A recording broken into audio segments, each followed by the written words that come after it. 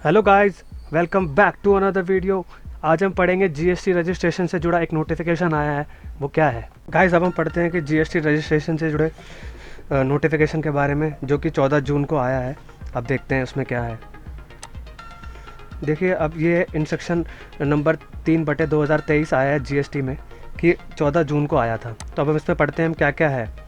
अब वो कह रहे हैं कि guidelines for processing of application for registration के रिगार्डिंग है, मतलब कि जो आप रजिस्ट्रेशन अप्लाई करेंगे उसके रिगार्डिंग में नोटिफिकेशन आया है।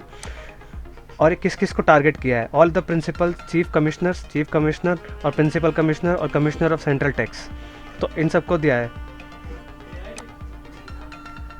अब यहाँ से हम पढ़ लेते हैं कि क्या है। अब वो कह रहे हैं कि आजकल क्या हो रहा है कि बहुत लोग जीएसटी ले लेते हैं और फेक इनपुट टैक्स क्रेडिट लेने के लिए वो लोग क्या करते हैं, फेक आईडी से, फेक उससे आधार कार्ड, पैन कार्ड और एड्रेस बना के वो लोग फेक रजिस्ट्रेशन लेके इनपुट टैक्स के ले लेते हैं। हमारे साथ भी एक केस हुआ था, पिछले साल की बात आपको बताता हूँ। एक हमारे क्लाइंट थे, इनकम टैक्स भरते हैं हमसे, तो उनके साथ भी एक केस हुआ था। किसी ने क्या किया था, कोई लोन वोन के लिए रिगार्डिंग में एक उनसे आधार और पैन ले लिया था गलती से, और उनके नाम पे फेक रजिस्ट्रेशन लेके 59 करोड़ का टर्नओवर डाल के 9 करोड़ रुपए की टैक्स की चोरी की थी। और जो कि मैंने खुद जाके डिपार्टमेंट में आईटीओ जाके दिल्ली वाले ऑफिस में जाके उसको मैंने रिपोर्ट किया था कि हमारे पैन के रिगार्डिंग में ये ऐसा ऐसा फ्रॉड हुआ है। और मैंने उसके रिगार्डिंग में एक बैंक स्टेटमेंट भी अटैच किया था, कि जिससे कि डिपार्टमेंट वाले को एक प्रूफ भी रहे कि भाई ये हमारे साथ फ्रॉड किया गया। तो उसी के रिगार्डिंग में ये नोटिफिकेशन आया है गाइस। तो अब हम एक एक पढ़ लेते हैं कि ये कह रहे हैं कि instance have come to notice regarding unscrupulous element obtaining fake bogus registration under GST and defrauding the government exchequer. मतलब गवर्नमेंट को डिफ्रॉड करने के लिए वो क्या करते हैं, फेक जीएसटी ले लेते हैं, जिससे कि वो क्या करते हैं कि इनपुट टैक्स क्रेडिट का बेनिफिट ले पाएँ। वो क्या करते हैं, various modus operandi of obtaining fake GST registration has been detected by central state administration. In some cases identify of other persons like PAN, Aadhaar and have been misused without knowledge to obtain GST registration. जो मैंने आपको example दिया था, हमारे साथ भी यही हुआ था। Forged documents such as forged electricity bill, property tax receipt, rent agreement are also being used as a proof of principal place of business to obtain GST registration. In some cases forged identity have been created by using same photo of the person of different Aadhaar card. वो कह रहे हैं कि fake ID बना के उसका आधार card में अपना उनका नंबर चेंज करके। In other cases detecting recently it has been found that the new fraudster have obtain fake GST registration on the basis of PAN and Aadhaar number from economy weaker section by. मतलब कि गरीबों से क्या करते हैं, आधार pan ले लेते हैं और उनका एड्रेस और पैन वगैरह में आधार कार्ड में एड्रेस और नंबर चेंज करके उनके बिहाफ पे आधार वो ले लेते हैं, फेक जीएसटी रजिस्ट्रेशन ले लेते हैं। ठीक है।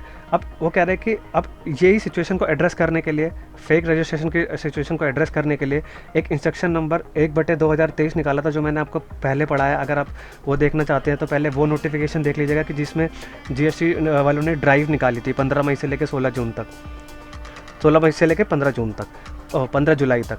तो वो आप एक मिनट नोटिफिकेशन देख लीजिएगा, उससे आपको थोड़ा सा क्लियर जाएगा। उसके बाद ये वाला वीडियो देखिएगा, कि जिससे कि आपको क्लियर समझ में आ जाए कि उन्होंने क्या करा कि अब वो कह रहे हैं कि फील इन दिस कंटेक्स्ट, चौथा पॉइंट पड़ता है, in this context it is further failed that verification of application for registration by the proper officer is one of the most crucial in the direction of preventing menace of fake and bogus registration. कह रहे हैं कि GST registration वालों को, officers को बोला गया कि आप लोग फील्ड में निकलिए और चेक करिए कि ये जो रजिस्ट्रेशन के लिए अप्लाई किया गया है, ये आपका सही है या नहीं है, या वैलिड है या नहीं है, या ये बंदा जेन्युइन है कि नहीं है। ये चेक करने के लिए एक ड्राइव कंडक्ट की गई जीएसटी डिपार्टमेंट के द्वारा।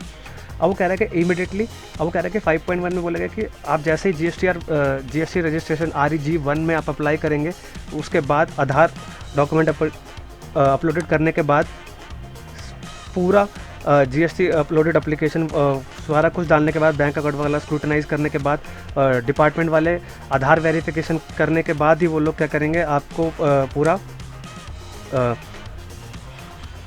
सच website of concern authority, land registry, पूरा सब कुछ अपलोड करने के बाद 5.3 में क्या बोल रहा है, in order to facilitate targeted approach in verification and application director general of analytics and risk management, मतलब कि वो सारी एप्लीकेशन में से चुनेंगे कि भाई उनको जिसमें डाउट होगा तो उसी के रिगार्डिंग में वो लोग प्रॉपर ऑफिसर को बोलेंगे कि आप इसका पूरा फील्ड में जाके विजिट करके आइए और चेक करिए कि ये प्रॉपर जेन्युइन है या नहीं है बंदा। अब वो कह रहा है कि where any registration obtain on the PAN, अब कह रहे हैं कि प्रॉपर ऑफिसर क्या क्या चेक करेगा। अब पैन अर्लियर लिया गया, उसके अगर अपने पहले LPG रजिस्ट्रेशन लिया था वो कैंसिल कर दिया तो वो भी चेक करेगा। Where any registration obtain on the PAN of the application has been cancel पे, मतलब कि पहले उन्होंने अपने कोई भी रजिस्ट्रेशन इस नंबर इस पैन पे लिया था वो कैंसिल किया। फिर any registration obtain on the PAN of the applicant is suspended at the time of verification of new application, मतलब कह रहे हैं कि आपने तो रजिस्ट्रेशन लिया था लेकिन वेरिफिकेशन के टाइम पे उसको सस्पेंड कर दिया डिपार्टमेंट ने। Whether any application for registration on the PAN of the applicant has been rejected किया गया, पहले रजिस्ट्रेशन अप्लाई किया था उसको रिजेक्ट किया गया। Whether the place of the business of the applicant appear to be risky based on the local parameters, इसकी वो कह रहे हैं कि फील्ड विजिट के बाद उनको लगा कि ये तो रिस्की जगह पे बिजनेस कर रहा है तो उसके रिगार्डिंग उनको रिजेक्ट किया गया। Whether the proof of address of the place of the business facing appear to be suspicious doubtful on the basis court, मतलब कह रहे हैं कि प्रूफ ऑफ द बिजनेस उनको डाउट लगा कि ये जगह एग्जिस्ट भी करती है कि नहीं।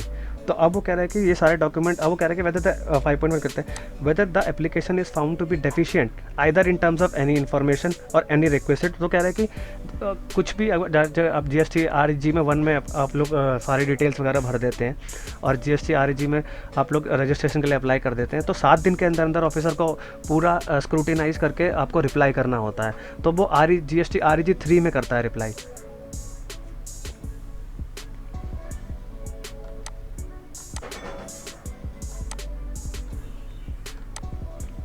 तो 7 दिन के अंदर अंदर वो क्या क्या सारी चीज़ें चेक कर लेगा कि भाई आपके एड्रेस वगैरह, आपका पैन, आपका पूरा आधार सब कुछ चेक कर लेगा। फिर अब कह रहा है कि GST REG 4 में वो पूरा एग्जामिनेशन करके पूरे डॉक्यूमेंट वगैरह रिस्पॉन्स करेगा नोटिस का। GST REG 3 में आपने वो रिस्पॉन्स करना था, REG 4 में वो बताएगा।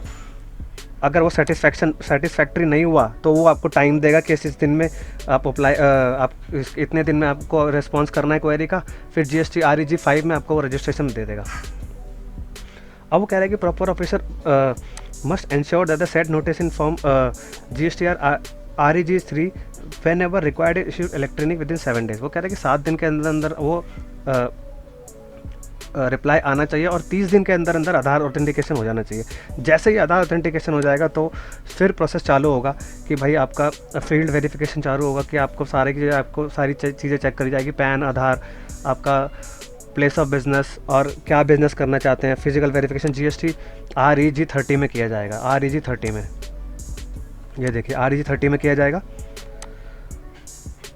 ये गाइस ये प्रोसेस क्यों किया जा रहा है, मैंने आपको पहले ही स्टार्टिंग में बताया था। हमारे साथ एक केस हुआ था कि भाई जिसके केस में कि फेक इनपुट टैक्स क्रेडिट लेने के लिए लोगों ने GST रजिस्ट्रेशन ले रखे हैं जिससे कि सरकार को पागल बनाया जाए और टैक्स की चोरी की जाए। तो गाइस यही था एक नोटिफिकेशन जो कि डिपार्टमेंट के द्वारा इशू किया गया था 14 जून को, और आपको मैंने बहुत सरल वे में समझा दिया। गाइस ऐसे ही इंपॉर्टेंट नोटिफिकेशंस के लिए मेरे चैनल को लाइक, सब्सक्राइब और शेयर करिए और बेल आइकन भी प्रेस कर दीजिएगा, जिससे कि मैं आपके लिए ऐसे GST से रिलेटेड बहुत ही ज़रूरी नोटिफिकेशंस लाता रहूं और आपको आसान तरीके से समझाता रहूं, जिससे कि आप लोगों को पहले ही सारे डॉक्यूमेंट्स वगैरह और सारी चीज़ें पहले से तैयार रखें, जिससे कि आपको हैवी पेनल्टी ना भरनी पड़े और GST आपका रिजेक्ट भी ना हो। Thank you very much.